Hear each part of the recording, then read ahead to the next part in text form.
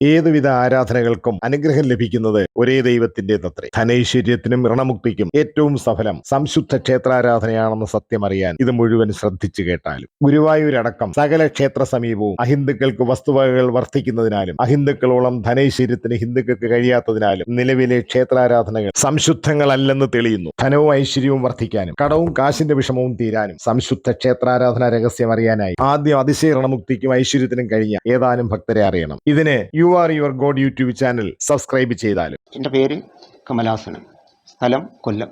ഞങ്ങൾ സാമ്പത്തികപരമായിട്ടും വളരെ ബുദ്ധിമുട്ടിലും ശത്രുദോഷവും ശരിക്ക് അലട്ടുന്ന ഒരു കാലഘട്ടത്തിലാണ്. ചെയ്തുകൊണ്ടിരുന്ന ബിസിനസ് തകർന്നുപോയി. തുണി വ്യാപാരമായിരുന്നു, അത് തകർന്നുപോയി.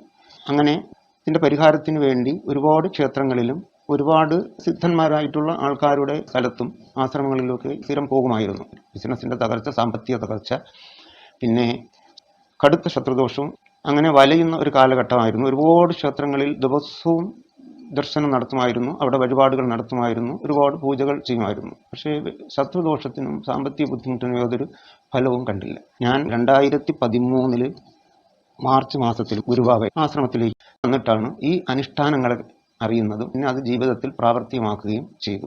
രാവിലെ 4 മണിക്ക് എഴുന്നേൽക്കണം, വീടും പരിസരവും എല്ലാം വൃത്തിയാക്കണം എന്ന്, അതിനുശേഷം വിളക്ക് കത്തിച്ച് പ്രാർത്ഥന നടത്തണം. അങ്ങനെ കൃത്യമായി ഈ അനുഷ്ഠാനങ്ങൾ നടത്തിക്കൊണ്ടിരുന്നപ്പോൾ തന്നെ ചിത്രശലഭങ്ങൾ വീട്ടിൽ ധാരാളമായിട്ട് വരുമായിരുന്നു. പല നിറത്തിലുള്ള ചിത്രശലഭങ്ങൾ വരുമായിരുന്നു.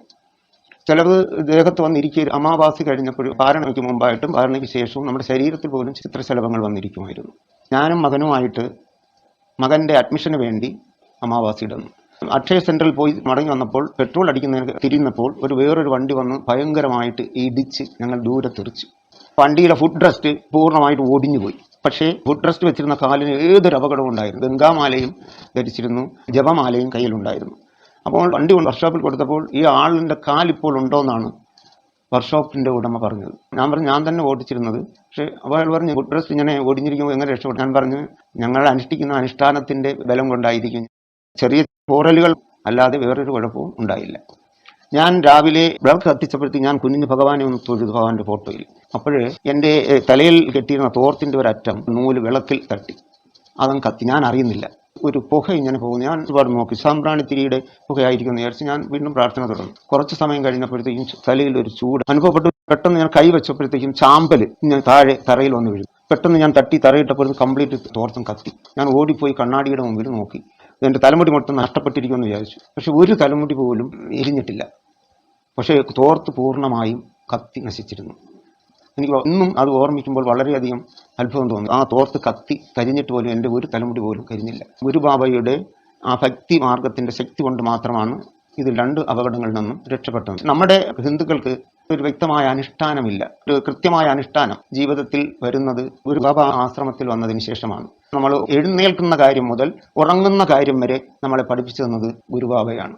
ഇത്ര മണിക്ക് എഴുന്നേൽക്കണമെന്നും അധികം വൈകുന്നതിന് മുമ്പ് കിടക്കണമെന്നും കിടക്കുന്നതിന് മുമ്പ് പ്രാർത്ഥിക്കണമെന്നും ഹിന്ദുക്കൾക്ക് ഏതൊരു വിധമായ അറിവും ഇല്ല. അങ്ങനെ ഒരു കൃത്യമായ വ്യക്തമായ ഒരു അറിവ് ഗുരുബാബയിലൂടെയാണ് ഞങ്ങൾ മനസ്സിലാക്കുന്നത്. അടുക്കളയിൽ ചെയ്യേണ്ട കാര്യങ്ങൾ, നമ്മൾ ജീവിതത്തിൽ ചെയ്യേണ്ട കാര്യങ്ങൾ എല്ലാം തന്നെ ഒരു പ്ലാനിങ്ങിലൂടെ, കുടുംബം എങ്ങനെ സംരക്ഷിക്കേണ്ടത്, എങ്ങനെ നമ്മൾ പണം ചെലവഴിക്കണമെന്നതിനെക്കുറിച്ച് എല്ലാത്തിനെയും കുറിച്ചും വ്യക്തമായ ഒരു അറിവ് എനിക്ക് അവിടെ നിന്നാണ് കിട്ടിയത്. മറ്റുള്ള ഹിന്ദുക്കൾക്കൊന്നും ഇതിനെക്കുറിച്ച് അറിയില്ല. നമ്മൾ എങ്ങനെയാണ് മിച്ചം വെക്കേണ്ടതെന്നും എങ്ങനെയാണ് ചിലവ് നടത്തേണ്ടതെന്നും പണം എങ്ങനെയാണ് ലാഭിക്കേണ്ടതെന്നും വ്യക്തമായ വെളിപാടും പറഞ്ഞു തന്നത് ഗുരുബാബയാണ്. മക്കളുടെ ഉയർച്ചയ്ക്ക് വേണ്ടിയും കുടുംബത്തിൻ്റെ ഉയർച്ചയ്ക്ക് വേണ്ടിയും നാട്ടിൻ്റെ ഉയർച്ചയ്ക്ക് വേണ്ടിയും ലോകത്തിൻ്റെ ഉയർച്ചയ്ക്ക് വേണ്ടിയും നമ്മളെ പഠിപ്പിച്ചു തന്ന ഗുരുവാണ് ഗുരുബാബ. അധിക്ഷേപിക്കുന്നവർ ഒരുപാടുണ്ടാകും. അറിവില്ലാത്തവരാണ് അധിക്ഷേപിക്കുന്നത്, അറിഞ്ഞവർ അധിക്ഷേപിക്കുകയില്ല. ഞാൻ ഗുരുബാബ മാർഗത്തിലേക്ക് വന്നതിന് ശേഷം സാമ്പത്തിക ബുദ്ധിമുട്ട് പരിഹരിച്ചു. പക്ഷെ അതിലുപരി ശത്രുദോഷം എനിക്ക് വളരെയധികം ബുദ്ധിമുട്ടുണ്ടാക്കിയിരുന്നു. പൂർണ്ണമായും മാറി.